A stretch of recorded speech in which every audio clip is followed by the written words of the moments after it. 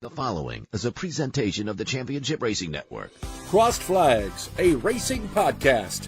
It's your midweek fix for racing news and information. Brought to you by the Championship Racing Network. Now let's head trackside to join your hosts, Steve West and Matt Nicholson. Welcome into the latest edition of Crossed Flags. I'm Steve West, sitting next to an empty chair. And the reason why is because Matt has come under the weather. He has let me know he's got RSV, so if you are of the praying kind of consideration, please have him in your thoughts and your prayers as you go along and hope that he has a quick recovery. Thankfully, he's done with his coaching side on youth football, and for the most part, our racing season is done, but we've got plenty to get to as well, because there's one thing that we've said over the course of time here on this podcast and its parent show, which you can see the name right up underneath there, called Championship Racing Network, is that we find we get probably actually more news during the off season than we do during the regular season. And it's strange to think that, but not a whole lot happens as far as real hard, heavy news during the season because they're busy doing the racing. Now is the time when they get all their business stuff done. And the main thing that we want to talk about when it comes to this particular podcast is for those of you that like the blue oval of Ford Motor Company. They are in a weird position here. And I mean weird in the fact that things seem to be going pretty well. I mean, no, they didn't win the championship in NASCAR, but they consistently have been doing very, very well. Team Penske has won, 3 out of the last 4 when it comes to NASCAR Cup Series titles. And they also have Xfinity titles. They also have Craftsman Truck Series titles. They're getting ready to go into Formula One. Think about that for a moment. With Red Bull, which has a championship-winning pedigree on top of it. So Ford is doing really, really well, unless you're an Xfinity Series fan, or what is going to become the O'Reilly Auto Parts Series for 2026.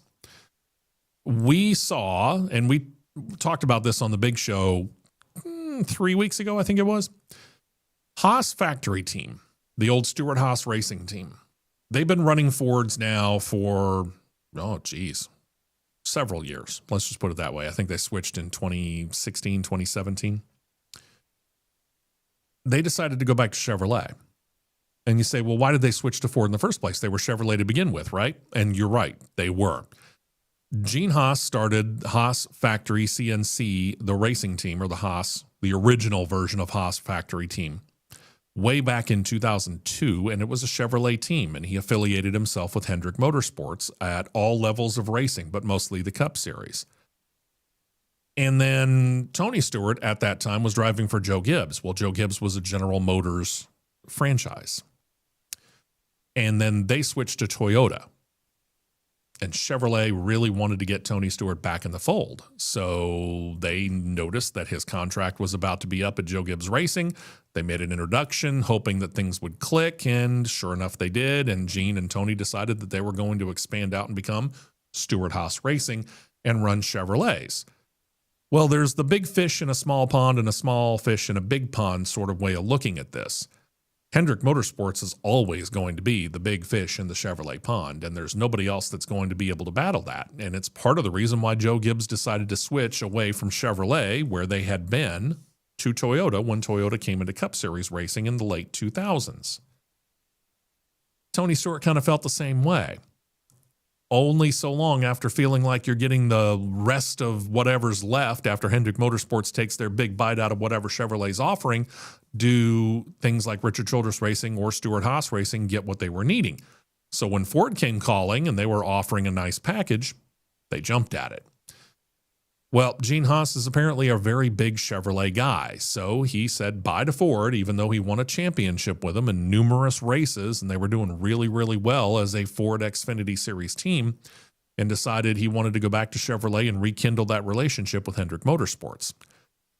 But because that Stewart Haas / Haas Factory team had won numerous races and constantly competed for championships, they became one of those really, really well-known teams that everybody wanted to partner with, even more established teams like RSS Racing and so on. So when they decided to switch away from Ford, RSS Racing went with them. And those were the last 2 Ford teams in the Xfinity series. So Ford goes away just like Xfinity does, at least for now, as we await to see what's going to happen in 2026 and beyond. With all the other stuff that Ford's got going on, I don't know whether it's really a priority for them because they've got a good number of teams in the Craftsman Truck Series. They've got a good number of teams and really good teams in the Cup Series. So I don't know whether that secondary series is all that important to them. But at the same time, it is interesting to think that they are actually not going to be racing in the Xfinity series, or what we're now going to call the O'Reilly Auto Parts series. It's very interesting to note that because Ford is one of those cornerstones of NASCAR. If you think about it, they've been with NASCAR for so long, just like Chevrolet in General Motors. And a lot of General Motors brands and a Ford brand or two have actually raced and then kind of gone away. You might remember Mercury. Kids, ask your grandparents. Lincoln also raced for a little while in NASCAR, then went away. Over at General Motors, in addition to Chevrolet, there used to be the Pontiac brand and there used to be the Oldsmobile brand, which are both now gone for, going on 20 years now for Pontiac, and over that for Oldsmobile. And then, of course, Buick used to race there too. And then all those brands went away, and now it's just Chevrolet and Ford and Toyota. But it's all Chevrolet and Toyota in the O'Reilly Auto Parts series. It leaves an opening, and I am curious as to what Mark Rushbrook and the guys over in Dearborn, Michigan are going to be doing about that, because they really need to figure out what their future is going to be. And we've thought plenty hard about what the possibilities are. NHRA is out there, obviously, and they do run it. There is, of course, Formula One that they're going to. But there's other stuff that they could do. Could they go IMSA racing in sports cars? We'll get back to that in a moment. Could they go IndyCar racing? And that's an interesting thought because there's only 2 engine providers right now in the IndyCar series, one of those being Chevrolet, the other's Honda. And Honda keeps talking about and chirping about the fact that they might go racing in NASCAR. And I'm not sure what their total budget is when it comes to their Honda Performance division is concerned.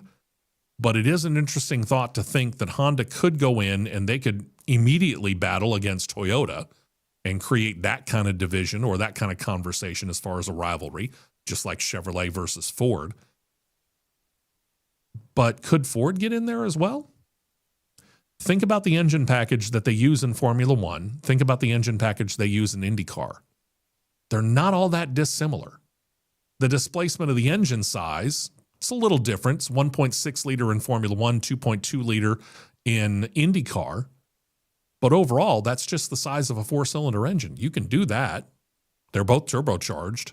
They both have a hybrid system now attached to them. It wouldn't be that hard for Ford to grab their EcoBoost brand and go IndyCar racing and be an engine provider. Are they willing to do that? They haven't seemed to be right now. They certainly haven't talked about it that much.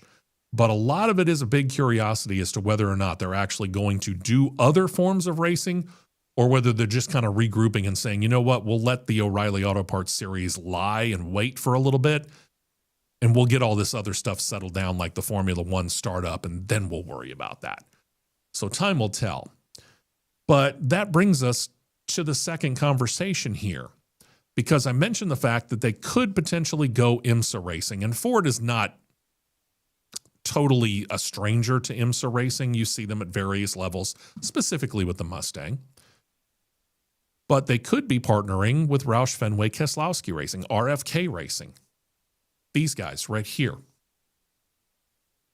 RFK Racing has some possibilities, and I do find it interesting the fact that Brad Keselowski got to talking about how they could go IMSA racing, because Jack Roush, way back in the days when it was just Roush Racing, he raced in what we now call the Xfinity, soon-to-be O'Reilly Auto Parts series.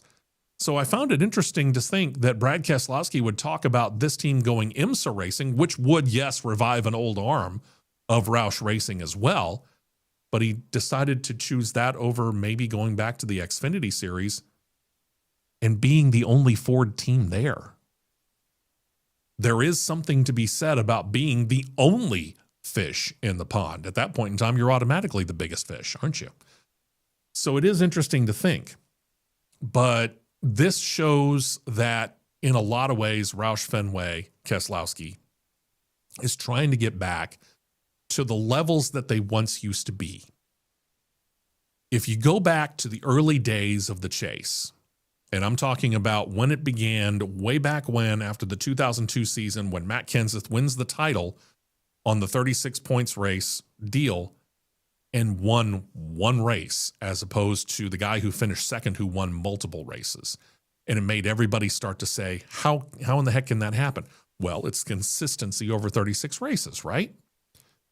Well, we ended up getting the chase for the championship at that point in time. And that chase meant that we had 10 races, and whoever made the top 10, top 12, top 16, all those numbers have changed over the time, but in the initial part of it was the top 10. Whoever made it in the top 10 after the first 26 races of the year, then it was who was the most consistent over the final 10, right? Go back and look the first couple of years, back when Roush Fenway, before Brad Keselowski came on board with him, was a major power. Go back to the remembrance of the fact that there were 10 cars in those first few years. Roush Fenway Keselowski had 5 cars in that chase one year. He had half the field gunning for a title. That's dominance. And that's what Brad Keselowski has really done. He has reinvigorated this particular organization. Are they regularly winning? No. Are they competing for wins? Yes, they are. They're consistently getting top 10, top 15. They're now a 3-car Cup Series team. If you hadn't noticed, they've got Ryan Preece on board as well. And Brad Keselowski finished second in the championship race at Phoenix just a couple of weeks ago. So it's not like they're just getting their keisters handed to them. They are competing. They're getting top 10s. They're getting top 5s. And the more you get top 10s and top 5s, better your chances are of getting a win. But he's already thinking about the future of this organization. And that's a good thing. And I do find it interesting, though, once again, that he decided to talk about them maybe expanding out into the IMSA racing and doing some sports car racing, as opposed to going ahead and saying, yeah, we can get into that secondary series. We can get into the O'Reilly Auto Parts series, and we can fill that gap that's sitting there. Roger Penske could do the same thing with Team Penske, because they had, not that long ago, much more recently than RFK did, they had a program in the old Xfinity series. It's hard to believe I'm saying that. I'm trying to get used to the O'Reilly Auto Parts series. It's not as easy to just roll off the tongue. But Roger Penske had one much more recently than Roush Fenway did. He could easily take that and revive it anytime he wanted to. But I don't hear anybody talking about it right now. So the question is what is the future of Ford? I don't think they're leaving racing by any stretch of the imagination, especially considering the fact that they're just now getting into Formula One. And they are a staple in NASCAR. I don't think they'll ever leave it. I just think that what we're going to find right now is that Ford is going to take a break. They'll come back, and hopefully they'll be a little bit better. Coming up this Saturday, hopefully we're going to have Matt, if not in person, by phone at the very least, because there's a lot to comment on. And one of those comments is regarding the International Motorsports Hall of Fame, which is located on the grounds at Talladega Superspeedway. If you've been following the news, you know that an employee that is no longer an employee there got busted for misspending, misappropriating, whatever you want to call it, over $230,000 in Hall of Fame monies. Oops. The entire board gone by the governor's office of the state of Alabama. We'll give you details on that and talk about what the future is of the International Motorsports Hall of Fame. Plus, there's plenty of news that we're going to get to. It's going to be on the big show, as usual, on Saturday morning, 9 a.m. Eastern, 8 a.m. Central Time. You can catch it live anywhere you are by going on to CRN Live. Search that on YouTube. That's Saturday morning, 9 a.m. Eastern, 8 a.m. Central. My thanks to producer Molly. My thanks to producer John for everything that they are doing to help me out. Matt, get better soon. We need you back in this chair and on the big show as well. And we will talk to you on Thanksgiving week. Yes, we're going to have a Thanksgiving week podcast. Join us then.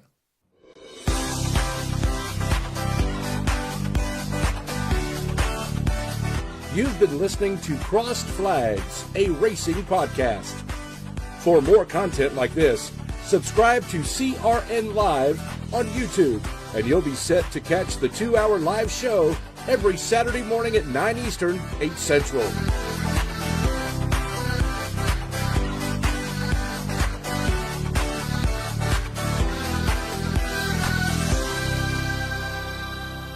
This has been a presentation of the Championship Racing Network.